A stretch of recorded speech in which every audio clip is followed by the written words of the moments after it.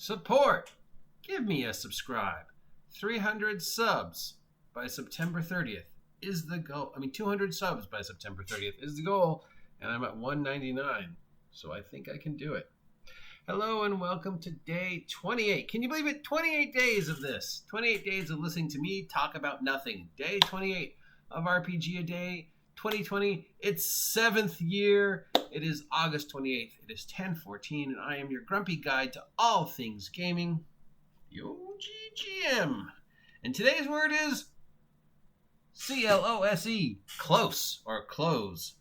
And I couldn't really think of anything for close. The closest I could get to close is close call, or I really got nothing for this one. It's just a hard word to work with. Close. I'm close to you. Me and my friend are really close. That DM and that player are a little too close. And then that got me thinking, well, I could talk about party balance, and should party balance and party build and encounter balance be close, or is it okay to be all over the place? Higgly-piggly mega dungeon style. And then I thought, okay, all I could do is that person too close to that person and address all the Me Too issues that are plaguing our hobby. And I decided to be safe and go with the first one, because the second one I probably shouldn't touch. It's a thing, but that's probably not the topic of this to discuss now.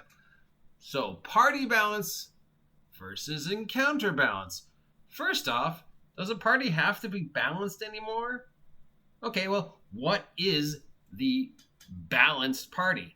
Well, the balanced party is the archetypical party. You got one guy who hits things, the fighter. You got one guy who casts spells, the wizard. You got one guy who makes sure the party stays alive to the end of the encounter. That's the cleric-y guy. And then you got the guy whose job is to do all the other stuff. The rogue, disarm the traps, sneak ahead, decipher clues, all the stuff that the wizard and the cleric and the fighter can't be bothered with. That is the atypical balanced party. The tank, the martial artist, the blaster, and the whatever. But in today's 5th edition, that's sort of fallen to the wayside, because with proficiencies and archetypes and backgrounds, anybody can do anything. And clerics don't really need to be the cleric anymore because of short and long rests. Anybody can take a rank in medicine. Anybody can pick up a healing kit. Anybody can fork out 50 gold and pick out a healing potion. It's almost impossible to die in 5th because of the death saves. So cleric's job isn't really being the heal bot anymore. Their job is more like party buffs and battlefield control. Rogue and ranger don't really have a job anymore because anybody can pick up perception. Anybody can pick up stealth. I'm in a party where I'm the rogue and there's a non-rogue whose stealth is better than mine. And I'm still trying to figure out how, though I have a feeling that person cheated. But still, anybody can pick up proficiency in thieves' tools. So the balanced party is kind of gone out the window in 5th, and it's just more like, whatever, play what you want. There's really no need for rogues because there's nothing rogue specific. There's really no need for rangers because there's nothing really ranger specific. Anybody can track. Anybody can pick a lock. Anybody can disarm a trap. Sure, rogues can backstab, but big deal. Your barbarian and your wizard are doing more damage than the backstabby rogue anyways. And tracking and beast mastering, beast mastering's kind of gone out of the window since we don't have animal companions anymore and whatever. So yeah. So this thing is a balanced party. You still kind of need the guy who hits things. And playing in a party that doesn't have any fighters in it, you definitely still need the guy who hits things. Anybody who thinks the party is perfectly fine without at least one tank is completely and utterly wrong. You need at least one tank to do a lot of damage. Because I can tell you from the game I'm in now with no fighters, yeah, it's just not the same. It's the one job that just really needs to always be filled in combat. Battlefield control and just heavy hitter. So you don't really need a balanced party anymore. So you don't really need to be close. You don't really need a healer anymore. It helps, but you don't really need it. You don't really need a rogue anymore. It helps, but you don't really need it because anybody can do that job. So that closeness of party balance isn't really needed in 5e, which means should there be encounter balance?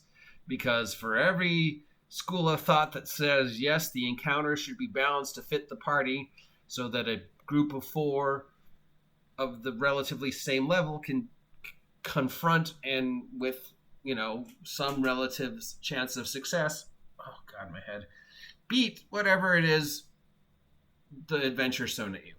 So if you're a 4th level party, the threats should be 3rd, 4th, 5th level threats.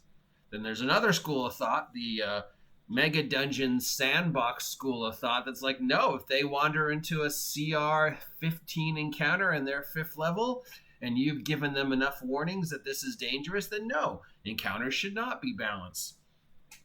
That's the whole open gauntlet aspect of the game. Obviously, as a DM, you should warn them. Are you sure you want to do that? Well, you do see a pile of bones.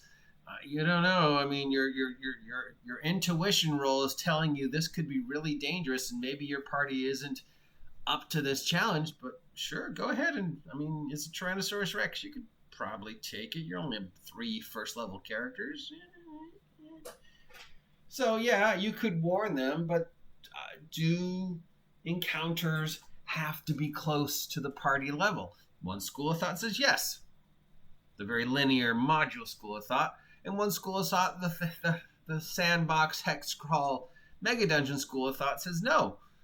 They're going to freely wander around, and if we're going to have this let the players do wherever they want, let the players go wherever they want, if they wander into a CR encounter that is way out of their safety net, then they deserve what they get. If they survive, great, they get a ton of EXP and maybe a ton of stuff. If they fail, well, it's because they took on something more than they could chew, much like in real life.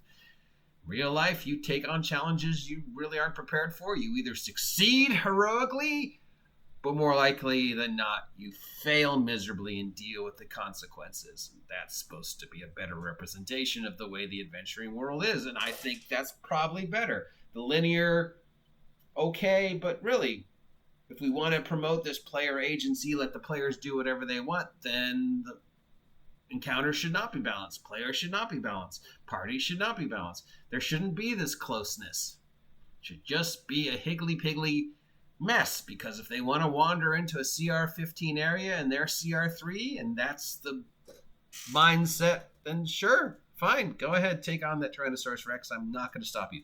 I will warn you that this is probably not a good idea, because that pile of skulls is a clue, but sure, go ahead. You want to do whatever you want to do, so sure, yeah. Close. As in, I'm no close to having any idea what I'm talking about here.